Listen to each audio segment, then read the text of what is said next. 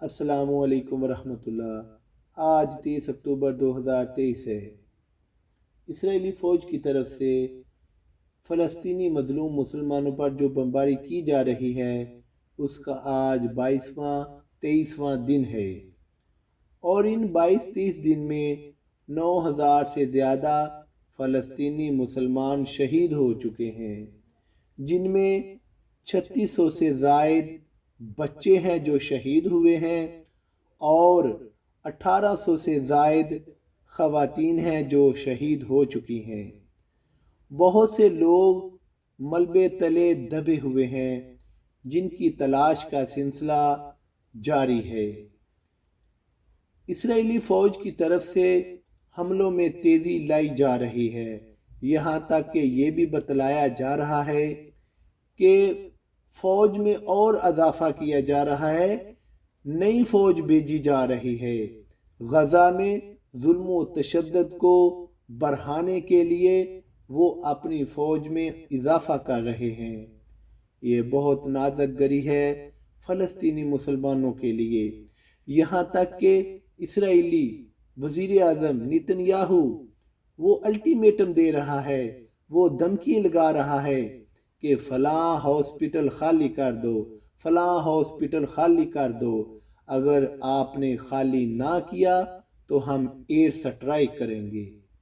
اسرائیلی فوج بہت ظلم و تشدد فلسطینی مسلمانوں پر کر رہی ہے، یہاں تک کہ غزہ کی پٹی جو کہ 41 کلومیٹر ہے، آدھے سے زیادہ ملبے کا ڈھیر، عمارتیں بن چکی ہیں۔ یہاں تک کہ فلسطینی مظلوم مسلمان جو زندہ ہیں ان کے پاس خوراک کی شدید کمی ہے۔ ہاسپٹلوں میں میڈیسن، ایندھن، جو بھی ضرورتی اشیاء ہیں ان کی قلت بہت تیزی سے ہوتی جا رہی ہے۔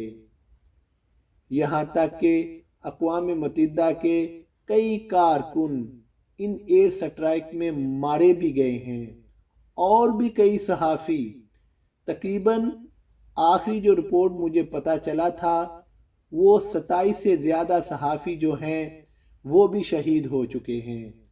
اسرائیلی فوج کی درندگی میں دن بدن اضافہ ہوتا جا رہا ہے۔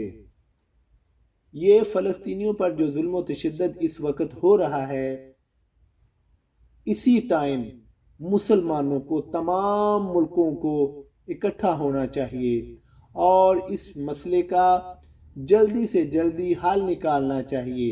ہر روز فلسطینی مظلوم مسلمانوں کی شہید ہونے کی تعداد میں اضافہ کیا جا رہا ہے، کیونکہ اسرائیل کی ظالمانہ کارروائیاں ہر روز بڑھتی جا رہی ہیں، ایئر سٹرائک بہت زیادہ کیے جا رہے ہیں، اور فلسطینیوں کی نسل کشی میں اضافہ کیا جا رہا ہے۔